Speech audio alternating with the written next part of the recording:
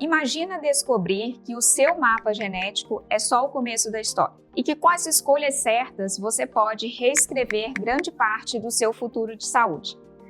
Agora me responde, por que uma mesma mutação genética pode levar ao câncer em uma pessoa e passar despercebida em outra? E mais, por que mudar hábitos parece tão difícil mesmo quando você sabe exatamente o que precisa fazer? Hoje você vai entender tudo isso. Sou a doutora Roberta Galvão, oncologista especialista em oncogenética e medicina do estilo de vida.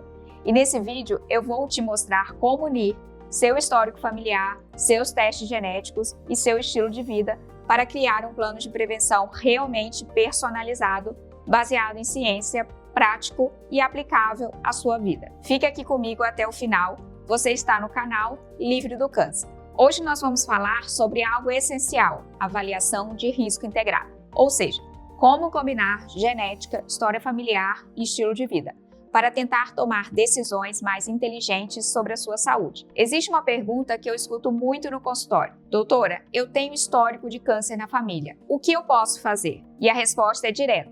Você precisa conhecer o seu risco. Mas só isso não basta. Porque risco sem um plano de ação não muda nada. E é exatamente por isso que a avaliação integrada existe. Esse processo acontece em etapas. Primeiro, a história familiar de câncer. Segundo, testes genéticos. Terceiro, estilo de vida. Quarto, integração dos dados. E por fim, o acompanhamento. Agora eu vou te explicar cada um deles. Começando pela história familiar. Tudo começa aqui. A gente investiga quem na família teve câncer e outras doenças, doença do coração, diabetes, Alzheimer, qual tipo de câncer, com que idade teve o diagnóstico e quantos casos existem, em que geração da família. Alguns sinais nos chamam muito a atenção: câncer antes dos 50 anos, vários casos na mesma família ou padrões específicos de tumores. Tumores que podem ter a mesma causa genética, como o câncer de mama e o câncer de ovário. Isso pode indicar uma síndrome hereditária, mas não é só sobre genética. A família também compartilha hábitos, ambiente e estilo de vida. E tudo isso influencia risco. Depois, avaliamos a necessidade de testes genéticos. Eles podem identificar variantes no DNA que aumentam o risco de câncer. Mas aqui existe um ponto fundamental. Um teste positivo não é um diagnóstico.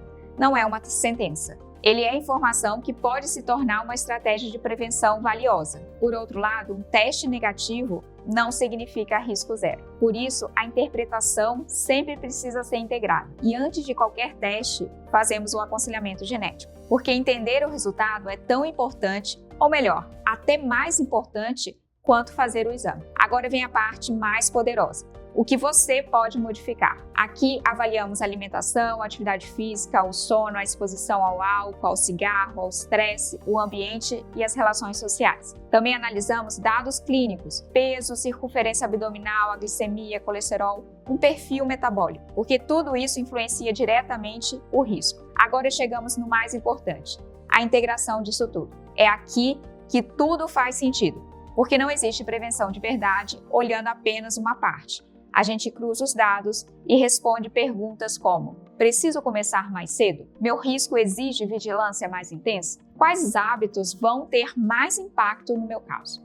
E principalmente, o que eu preciso fazer na prática? A partir disso, criamos um plano claro, com metas reais, mensuráveis e possíveis de cumprir. Porque saber e não aplicar não muda absolutamente nada. E tem mais um ponto importante. O risco pode mudar, a ciência evolui, sua vida muda, seu corpo muda e o plano precisa acompanhar isso. Por isso o acompanhamento é essencial. Imagina uma paciente com mãe que teve câncer de mama aos 45 anos. Ela tem sobrepeso, consome álcool com frequência e histórico familiar relevante.